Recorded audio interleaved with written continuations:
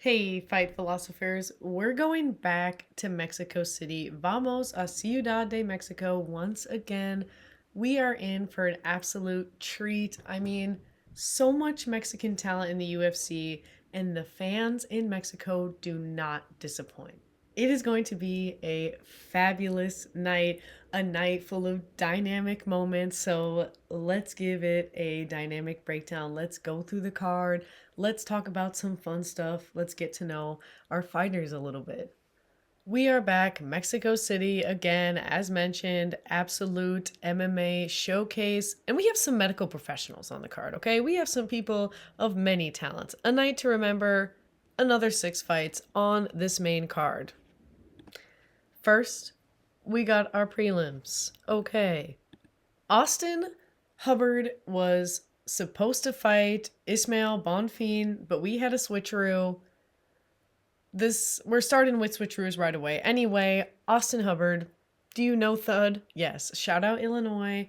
We have a former LFA champion, gone UFC, gone back, ex-MMA, caged aggression. Okay, because you know how it is. Sometimes the UFC says bye and you have to say hello later. And he's back. Okay. Shout out Tough. We got a decision grinder on our hands. Coming off of a loss, but it was definitely a split decision war with Hernandez, who we just saw. Okay? He's got a diverse set of target striking, so look out for that. We love this. And he's ready for the clinch. He's absolutely ready. And you know what? He's got a degree in criminal justice. Yeah. So that's cute. That's fun. Love this picture of him and Curtis Blaze. They are so adorable together. What a pair. Okay, so Austin Hubbard is fighting our friend who just fought, okay, very recently, Markel Mederos. He's stepping in short notice. I didn't know about this switcheroo until I just started to record this. So you know what? Let's just go through a little quick, okay? Unfortunately, he didn't get a PowerPoint for this fight weekend, okay? So let's just do a quick little scrollaroo, right? We have KO, TKO comfortable, absolutely not submitty. Okay, so just a little quick preview there, contender series as well. But, maybe let's go back and let's check out his PowerPoint that I had from before. Okay, so, basically yesterday, Roman Dolidze versus Marvin Vettori, we just saw him, and it was a decision win, so hopefully not too much damage, but here's what we had. Okay, he deserved a new PowerPoint. A little update should be 10-1 now, but it's okay. But let's remind ourselves again, God is his hero, and he is one with the jab. All right, and he's also hitting with all targets, so this should be a very diverse striking match, and that'll be really fun. So, a bit of a switcheroo, but a great way to start. What's going on back there, huh? Ooh. Okay.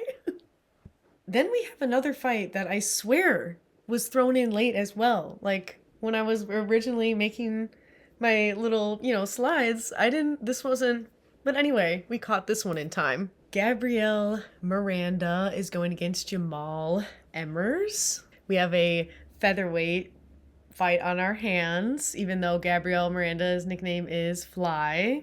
Love that for him. Fly's cute. We love insects. Is it because flies stick? Because this man knows nothing other than submissions. Submitting is all that he wants, all that he desires. It's 94% of his wins.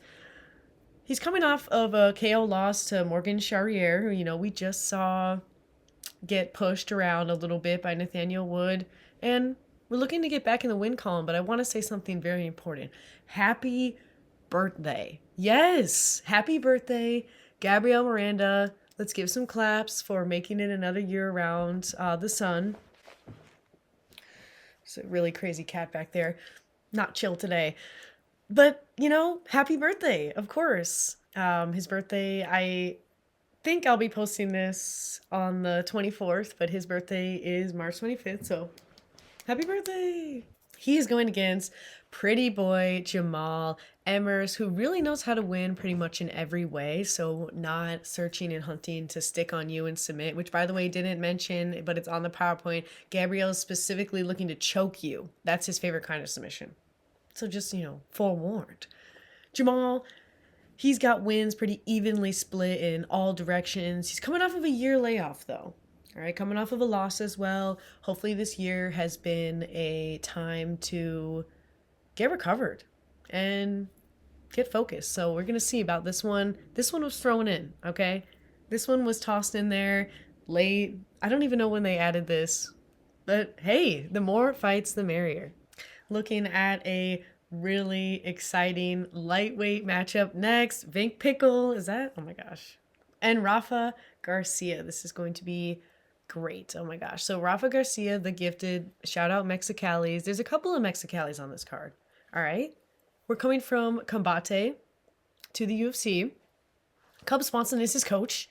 So not affiliated with any gym other than Cub Swanson. At least that was the latest news.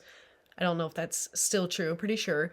He knows how to deal with the reach disadvantage. I don't know if he's the shortest in the lightweight division, but he's one of them. And that's not stopping him. No, it's not. He knows how to deal with that reach. And I love to see that. I love to see that kind of aggression. Not accepting. Okay?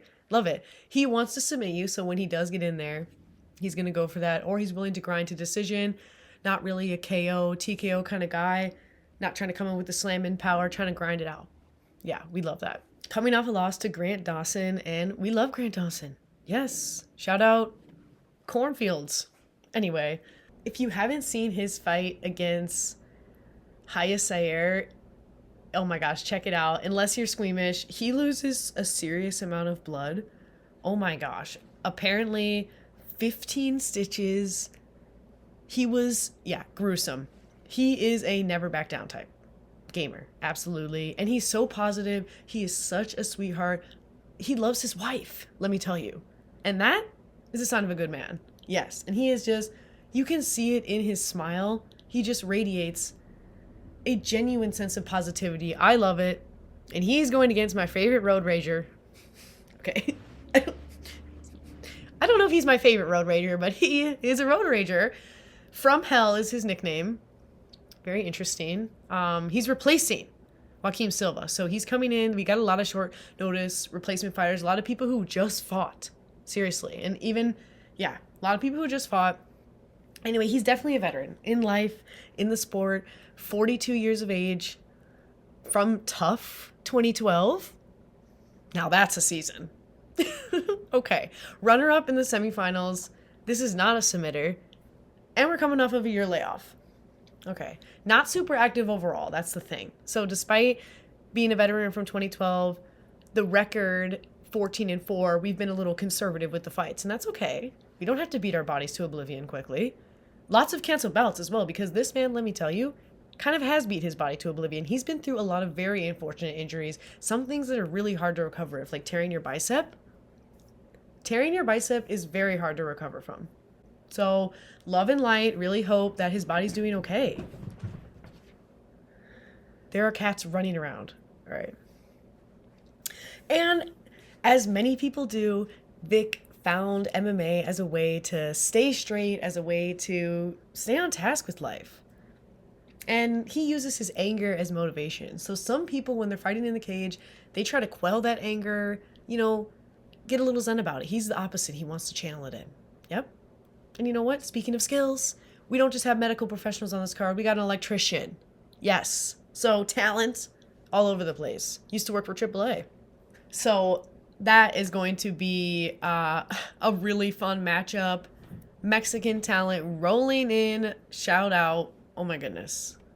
And we got some more Mexican talent coming up. Women's strawweight.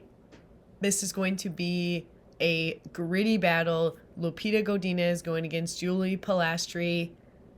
Loopy, you know her. She has such a charismatic way of fighting and her personality. She's an absolute unit, okay? This woman is tough and she looks it. Another LFA champion, okay? Making her way. Definition of a gamer. She is a short notice gal, okay? She has come and saved some fights. We love her for that. Fastest turnaround, actually, in modern UFC history. Yeah. How about 7 days? Kevin Holland, where are you, right? Yeah. Doesn't you might think, right? You might think the fastest turnaround in modern UFC history might belong to Kevin Holland because that's who I would, that's someone who would come to mind. But Loopy actually has that 7 days. And she's actually has the shortest span between 3 fights, specifically. That is crazy. And she is the first and only woman to have 4 fights in a calendar year. Okay, so she is part of evolving this sport and making it just so much more interesting. And she went on a 6-fight win streak in the UFC, which is a big deal. So not just any old win streak in some regional circuit that may or not be really testing you. Yeah, right here in the UFC. Love her so much. I'm sure you love Loopy as well, and you're so excited to see her out there. It's going to be so exciting. She's a level changer. What I love about Loopy is she hits you with that volume, with those straight punches, terrifying, and goes for the takedowns frequently. That takes some serious athleticism, and she's absolutely got that.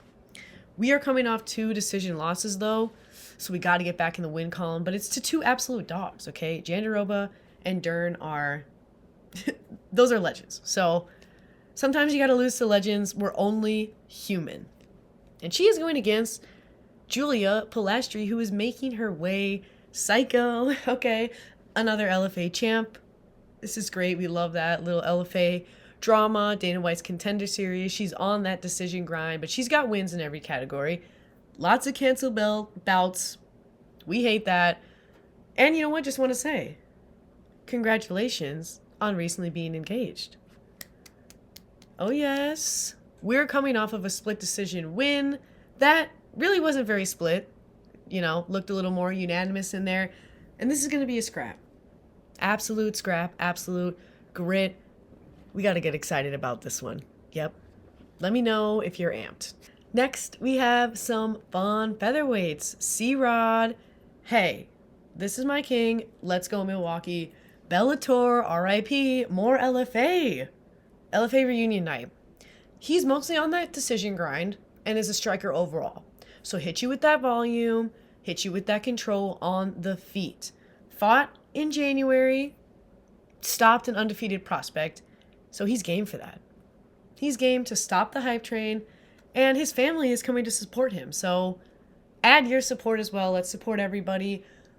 Let's clap and cheer for C-Rod because his oh, what an exciting moment. It's not every day that the whole family can make it out, and the UFC does frequent Mexico a lot, but this is going to be the first time that his family is going to be able to come see him fight, some of his family at least, and that is just such an amazing thing. And he is going against a quirky McQuirkster, okay? McHealthy, remember Melks? Remember Melkster? Because we saw him very recently. He's one of the people who just fought literally like a month ago. But, it was a sub win over Andre Fili, who shout out legend and very quick, so not a lot of damage taken. So this one doesn't concern me. I'm not really concerned that he's fighting on such a quick turnaround because, just continuing camp and he didn't take any damage. And he is a subby submarine. Oh, yeah. This guy, yeah. Sub win, round 1 over Fili, and that is just what he's looking for. Love him, love his bravery, love how deep of a human being that he is. You can really tell if you listen to his interviews. He is just a deep person. He's super down to earth. He's got fun hair. Fun guy. That is going to be amazing. C-Rod versus Melquizael Costa. Wow. That is going to be fireworks. Those are 2 guys who are so cool inside their hearts and out there in the octagon. Wow.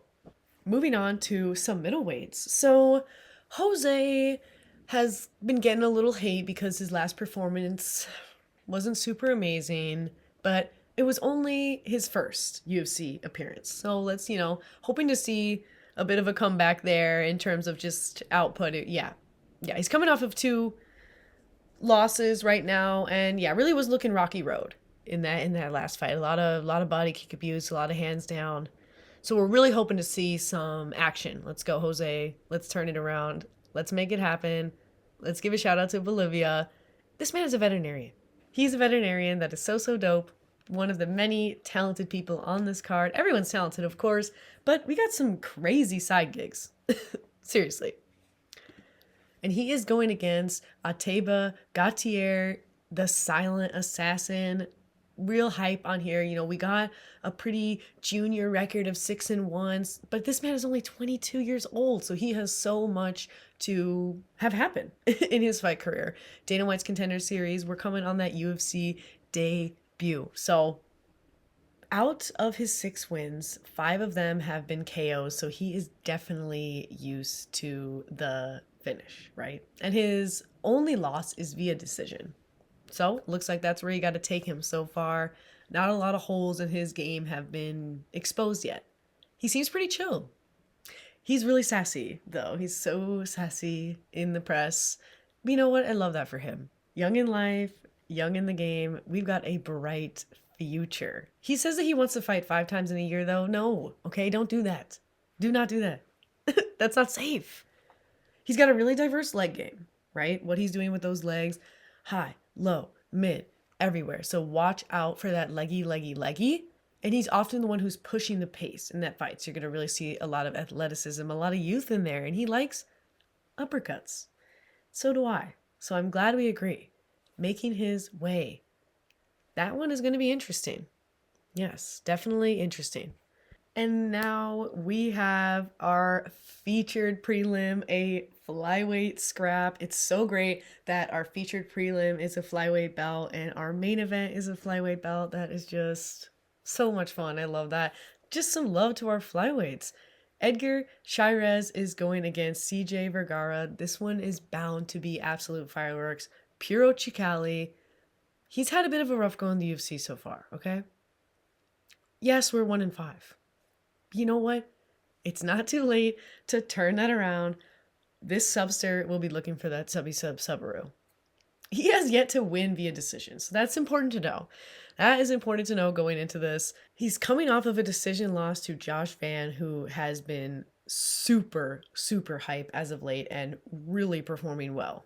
So, not that bad of a loss. We have a chance to turn it around, but we had a massive weight miss, okay? 5 pounds. And in general, when you see him in there, he's pretty big for the division. So I'm not sure about all that. Gotta be honest. Not sure about all that. And he's going against CJ Vergara. This man, sweetheart. Both of them are sweethearts. He's a comeback queen. So we were saying about Vink, that he uses his anger, really taps into it. Says, I'm gonna get angry. But CJ, he says, I'm seeking to control my anger. He's one of the ones who goes zen about it. What a Texan he is, such a cowboy. He started a fight club as a kid, okay? And like a functional one. It's getting really dark because the sun is setting as we speak right now. Anyway, this man started a fight club as a kid. That is just crazy. He was also like the media for his fight club effectively. So like the way he wasn't just getting people to fight, he was like starting the beef, you know, getting the headlines out there so people like thought that there was conflict when there wasn't. It's just such a funny story. He is such an interesting personality, such a beautiful soul, always dreamed of being a UFC fighter. So this means just so much to him, and it's cool to see how much it really does mean to him. He really wants to finish. Both these guys are quirky. This one is going to be really amazing. It's a perfect featured prelim if you ask me. Very excited. And we've made our way to the main card and we have 6 fights. Looks like 6 fights is a new trend on the main card. And I'm not against that. We have some good ones. So we made it. Another flyweight talent show. Ronaldo Rodriguez versus Kevin Borjas, Lazy Boy. He's from Chiapas, Mexico. What an amazing place. Dana White's Contender Series. This is going to be his 3rd UFC appearance, so you know we're making it, but we're currently undefeated in the UFC. We are rolling on some major smoke. He's such a spirited guy. I mean, look at that smile. Look at that smile. He's a striker who loves his takedowns. Ronaldo has such an athletic style, that striker who loves takedowns, and I am just such a big fan of that because it showcases such a massive amount of athleticism if you're able to constantly be going for takedowns. And when you're going for those takedowns, to be landing strikes on the ground, hello, 52% of this man's strikes are on the ground. I love that as well. I am a massive ground and pound fan. I just think, again, a showcase of some major athleticism and creativity, bravery all at once. This guy is an exciting fighter. Jesus and his mom are his heroes. And that's a good set of heroes. He's going against Kevin Borjas. So we have somebody from the gorgeous Chiapas, Mexico, and someone from the equally as beautiful Lima, Peru. So many beautiful locations that these fighters are representing. Culturally and geographically, everything really.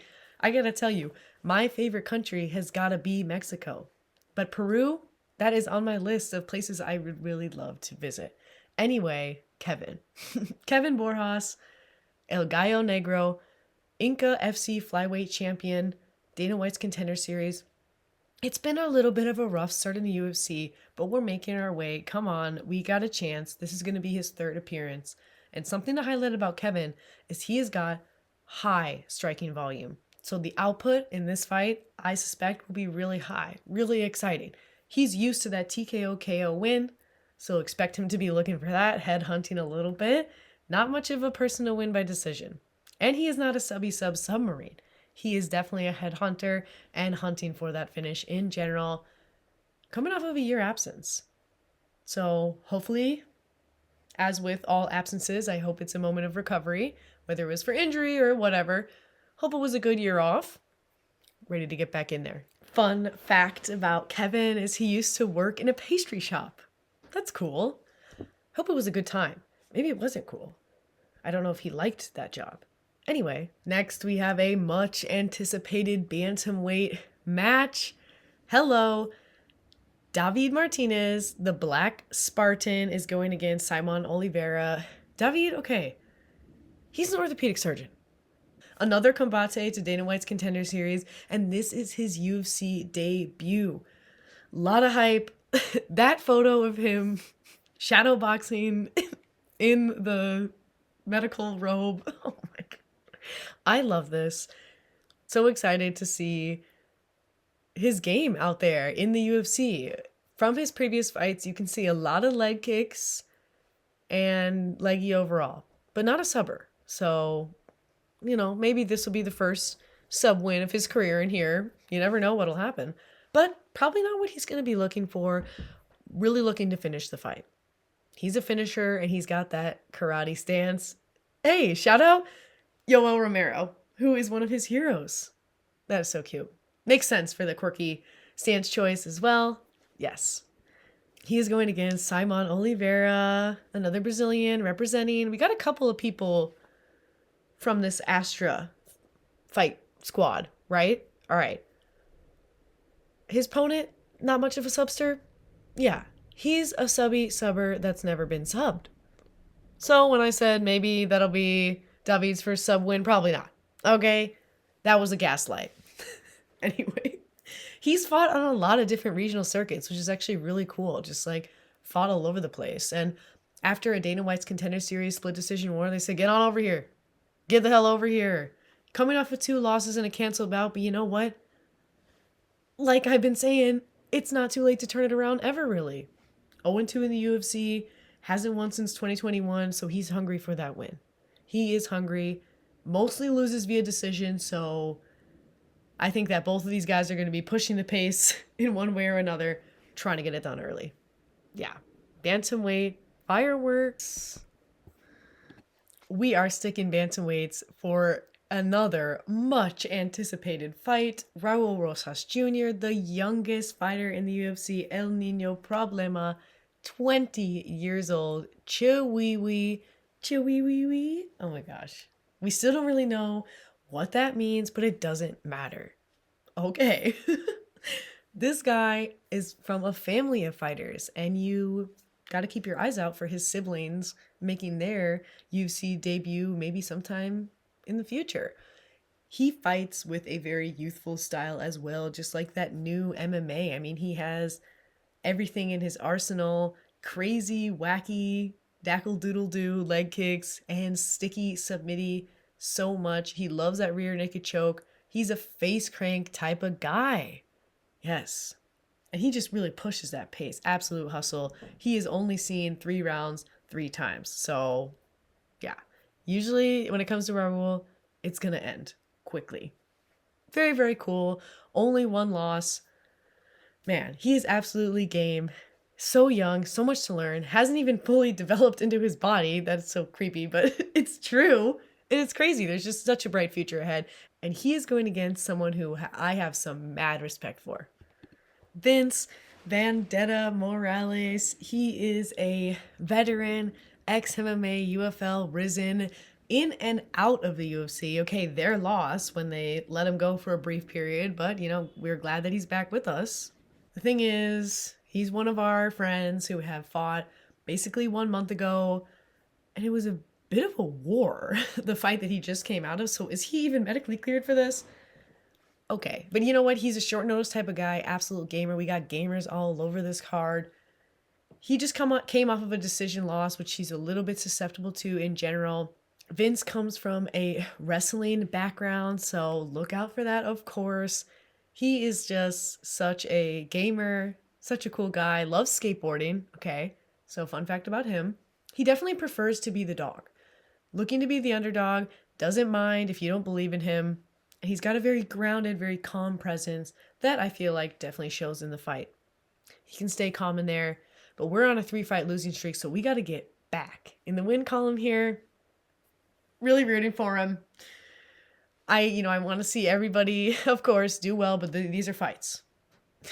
Ultimately, and I want to see an end to that 3-fight losing streak. Okay. And shout out to his wife. And this beautiful picture of them together, they just look so cute, and she is a fighter too, and they just seem to have such a beautiful, healthy relationship, and it is just adorable. Now, we're moving up middle. Okay, Kelvin Gastelum is going against Joe Pyfer. Kelvin, you know him, UFC veteran, tough, anyone? We got some toughsters on this card. He is a wrestling, and he has got some major wrestling skills, but he doesn't need it. He can win in every way. Because you know what? That Hall of Fame fight against Izzy is a amazing striking battle. Calvin, he knows how to come through for us. Coming off of a win, he's been back and forth between middle and welterweight, so, we're figuring that out. We're sussing that out. But you can count on Calvin to put on a show. I mean, we're talking 5-time fight of the night bonuses, 3-time performance of the night. This guy knows how to get out there and scrap. He is also the co-founder of the Yuma Fight League. He's an entrepreneur. So check out YFL. They're putting on some fights too. He is going against Joe Body Bags Pyfer. I don't know if the Z is necessary there. Is there a different pronunciation that I have to employ when saying it? Body Bags. Okay? That's okay. Irrelevant. Dana White's Contender Series ×2. He's a redemption man. And he's been in the UFC since 2022 and has been doing really great. Amazing, in fact. 5 UFC fights, and 3 of which have earned him a performance of the night. That is some serious odds right there. Okay, so we have 2 men, one, very early in his UFC career, one who's been a veteran, but they already have this reputation for putting on a show, and that is exactly why they're on this main card. This could be the co-main event. This could be a main event of a different fight night. It really could, of course. I'm sure you would perhaps agree. Joe is going to want to win by TKO or KO. Okay, but he loves his grappling as well. And he likes to go for his Fury Pro grappling competitions on the side. So we've got 2 guys with an absolute wheelhouse of techniques, of strategies. Oh my gosh, it is going to be a clinic in there, potentially. Can't wait to see that fireworks. Next up, we got some weirdos. And I love them. My weirdos. Manuel Torres, El Loco, and boy is he. That picture really describes his personality. I'm loving it. 3rd UFC appearance. We're coming off of a loss, but it's to Bahamondes, who is an absolute machine. So honorable for sure. He is 4-1 in total. So that's the only scratch in the UFC right now. And they are all finishes. Yikes, this man's dangerous. 7 wins by TKO, 7 submissions. Oh my gosh, that is very little room left for decisions, of course. So he is looking for that finish, and man, is he twitchy in there. Man, is this guy twitchy. You know, he's one of those. And he is going against a man you definitely know, Drew Dober. Let's give a shout out to Nebraska, another weirdo, and I mean this affectionately. He's been doing Muay Thai since he was 14 years old. Was in Bellator, so, RIP, shout out. UFC debut in 2013, a bit of a throwback there. And this guy, no stranger to that fight of the night, that performance of the night bonus. Oh my gosh, knockouts and knockdowns. This man has power in his hands, and he's going to give you that look as he does it. Oh, makes me a little uncomfortable, that picture. Whatever. He's a weirdo. He's a gamer. I love him. You've learned to love him because he's a dog through and through. You can't hate on Drew Dober because he puts on a show. That's the thing about Drew. He really does. It's undeniable. He is just absolutely a born fighter. Yeah. Unaffiliated, he doesn't fight for any particular gym, and that adds up. Neither of them do, actually. So they're both independent contractors in the UFC and in life. Anyway. And Drew posts a lot of thirst traps. So if that's something for you, that's something to know. He's going off of a 2-fight losing streak, looking to get back in the win column. That fight is going to be terrifying. I am so excited about that. That co-main event is so scary. It really is. It is going to be absolute violence. I am really thinking that neither of them are going to get the finish, and it's just going to be a bloodbath. It's going to be amazing. And that is why it's the co-main event. So, so, so exciting. And we made it to our main event. Kind of a bit of a switcheroo. Steve Erceg is taking on Brandon, the Assassin Baby. Astro Boy versus the Assassin Baby. Now we have a main event. Okay. Steve, he is the lone Aussie on this card. Okay. Yes. That's because it wasn't the original setup. He was supposed to be fighting Azu, but they offered him Moreno, switching some things around, and this is way better for him. Way better for him, obviously, than fighting someone who was ranked below him. Now he's got a shot at number 2. This is huge. And Steve is absolutely pumped. So you can count on him to be taking this very, very seriously. He is so fun. Absolute submitterton. Okay, 50% of his wins, and he's never been subbed himself, so that's really great. He's got some crazy defense in there. Things have been up and down in the UFC, but he's only faced fierce competition. So the two people that he couldn't get past are Pantoja and Kara France. And not being able to get past Pantoja is something that a lot of people have in common with him, including our friend, Brandon Moreno, number 2, the Assassin Baby, UFC debut in 2016, about the time that I started watching. So I have been following Brandon Moreno for a long time now. And wow, he has been cut from the UFC, made his way back, and really proven to be one of the most exciting people that we have in this sport. Oh my gosh. Funny story, he was on Tough, but he had his UFC debut while it was airing. So it's like, spoiler a little. Anyway, he's a record setter. Being the first ever Mexican champion in the UFC is such a massive deal. And he is a 2-time champ. I remember when he won the belt for the first time. Oh my God, I cried my eyes out.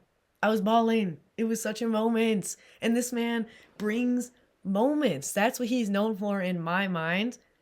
We are welcoming Brandon Moreno back to Mexico City. He was just there. Vamos! This is so fun. It's perfect. It just really makes a lot of sense. I can't wait to see that vicious cardio. This man has got vicious cardio, and Steve now has been in a 5-round fight, so we're ready. We're ready to push the pace on this one. And also submission game. Again, of course, so both these guys, 50% of their wins coming from submission. This is just entertainment guaranteed. Remember, never forget the epic 4-fight series with Figgy. Oh my gosh, what a piece of absolute history. This man. And again, the thing that him and Steve have in common, other than 50% of their wins coming from submission, is They can't get past Pantoja.